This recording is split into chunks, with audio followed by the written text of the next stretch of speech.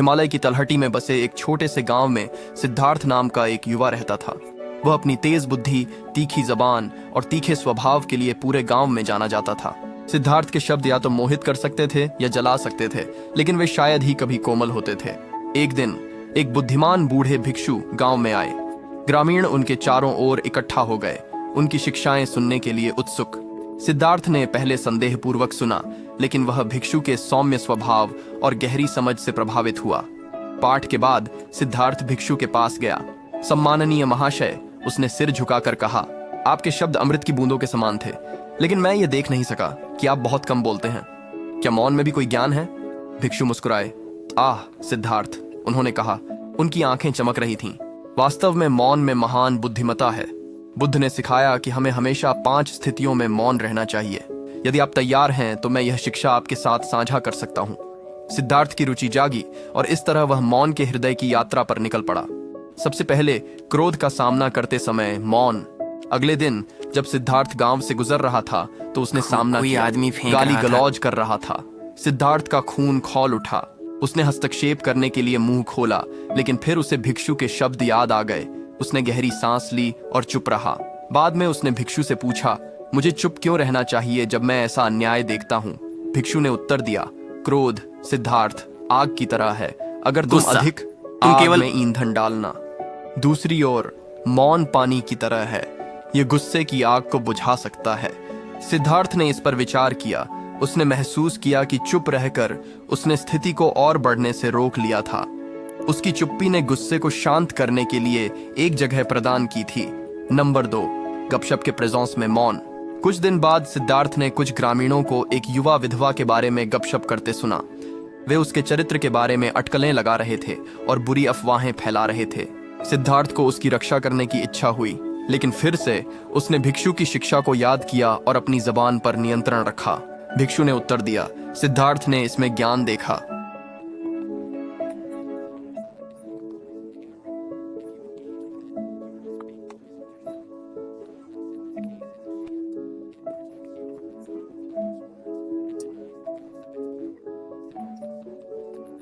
गपशप में भाग न लेकर उसने इसे वैधता देने से इनकार कर दिया था।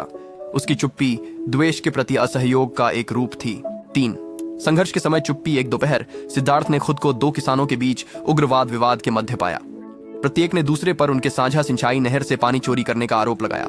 सिद्धार्थ दोनों व्यक्तियों को अच्छी तरह से जानते थे और अपनी राय देने का प्रलोभन हुआ, लेकिन फिर से उन्होंने भिक्षु की सलाह को याद किया और चुप रहे। बाद में उन्होंने भिक्षु से पूछा, जब विवाद को सुलझाना होता है तो मौन किस काम आता है? भिक्षु ने समझाया, संघर्ष की गर्मी में शब्द अक्सर अहंकार को बढ़ाने के लिए काम करते हैं, न कि समस्याओं को सुलझाने के लिए। मौन सिद्धार्थ एक पुल हो सकता है। ये गुस्सा ठंडा होने, सहानुभूति जागने और समझौता पाने के लिए एक जगह बनाता है। सिद्धार्थ ने इस पर विचार किया। उसके मौन ने विवाद को बढ़ने से रोक दिया और किसानों को अपने गुस्से से पीछे हटने का मौका दिया था। 4, दुहक के सामने मौन। एक शाम सिद्धार्थ गांव के कुएं के पास एक महिला को रोते हुए मिला। उसका बच्चा बीमार हो गया था और वह उसके जीवन के लिए डर रही थी। सिद्धार्थ का दिल उसके लिए दुखी था, लेकिन वह सही शब्द नहीं खोज पाया, इसलिए वह चुपचाप उसके साथ बैठ गया। बाद में उसने साधु से पूछा, दुखी व्यक्ति को मौन क्या सांत्वना दे सकता है? भिक्षु धीरे से मुस्कुराए। कभी कभी सिद्धार्थ, सबसे गहरा सांत्वना हम अपनी मौन उपस्थिति से दे सकते हैं। गहरे दुख के सामने शब्द खोखले लग सकते हैं, लेकिन मौन एक मरहम हो सकता है। यह कहता है, मैं तुम्हारे साथ हूं, तुम अकेले नहीं हो। सिद्धार्थ ने समझा, उसकी मौन उपस्थिति एक गहरी सहानुभूति का रूप थी, एक ऐसा तरीका जिससे वह महिला के दर्द को ठीक किए बिना साझा कर सका। 5वां, व्यक्तिगत दर्द में मौन। अंत में त्रासदी ने सिद्धार्थ के अपने जीवन को प्रभावित किया। उसकी प्यारी मां बीमार हो गई और उनका निधन हो गया। सिद्धार्थ शोक में डूब गया था। वह गांव से दूर हो गया, अपने दिन मौन शोक में बिताते हुए। जब वह बाहर निकला, उसने भिक्षु की तलाश की। अपनी पीड़ा में उसने कहा, मुझे मौन में सांत्वना मिली। ऐसा क्यों है? भिक्षु ने सिद्धार्थ के कंधे पर सांत्वना देने वाला हाथ रखा। मौन में सिद्धार्थ, हम अपने दिल की फुसफुसाहट सुन सकते हैं। हम बिना दुनिया के शोर के हस्तक्षेप के अपने दर्द को समझ सकते हैं। मौन एक ऐसा आश्रय हो सकता है जिसमें हम खुद को ठीक कर सकते हैं। सिद्धार्थ ने इस बात की गहराई से सच्चाई को अपने भीतर महसूस किया।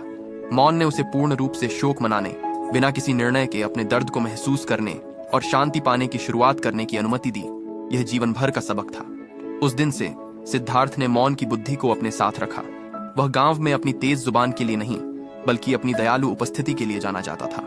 उसने सीखा कि गुस्से का सामना शांति से करना, गपशप का जवाब शांतिपूर्ण ईमानदारी से देना, संघर्ष से धैर्यपूर्वक समझ के साथ निपटना, मौन सहानुभूति के माध्यम से आराम प्रदान करना और अपने दर्द को कोमल स्वीकृति के साथ गले लगाना। और जब भी बूढ़े सन्यासी गांव आते, सिद्धार्थ उनके साथ चुपचाप संवाद में बैठते, उन गहरी सीखों के लिए उनके आभारी होते जो उन्होंने सीखी थी। मौन में सिद्धार्थ ने केवल ज्ञान ही नहीं, बल्कि एक शांतिपूर्ण, करुणामय और संतोषजनक जीवन की राह भी पाई थी। उन्होंने यह खोज लिया था कि कभी कभी सबसे बड़ी सच्चाइयां शब्दों में नहीं, बल्कि उनके बीच के खाली स्थानों में पाई जाती हैं। क्योंकि मौन में हम अपने दिलों की फुसफुसाहट सुन सकते हैं, और उन फुसफुसाहटों में हम जीवन की गहरी चुनौतियों को अनुग्रह, करुणा और समझ के साथ पार करने की बुद्धिमत्ता पा सकते हैं। निष्कर्ष में बुद्ध का मौन रहने का उपदेश कि 5 स्थितियों में जीवन की चुनौतियों को अनुग्रह और करुणा के साथ नेविगेट करने के लिए गहरी बुद्धिमत्ता प्रदान करता है। पहली स्थिति, क्रोध के सामने मौन। जब हम क्रोध का सामना करते समय मौन रहते हैं, तो हम शत्रुता की आग को बढ़ावा देने से बचते हैं और क्रोध के शांत होने के लिए स्थान बनाते हैं, जिससे शांति और समझ बढ़ती है। दूसरी स्थिति, गपशप की उपस्थिति में मौन।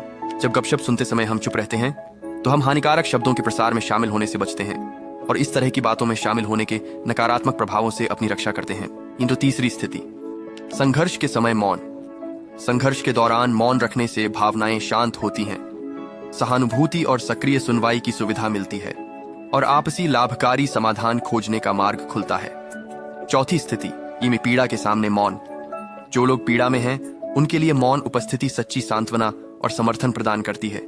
गहरी सहानुभूति और बिना निर्णय के उनके लिए वहां रहने की इच्छा दिखाती है। पांचवां स्थिति, व्यक्तिगत दर्द में मौन।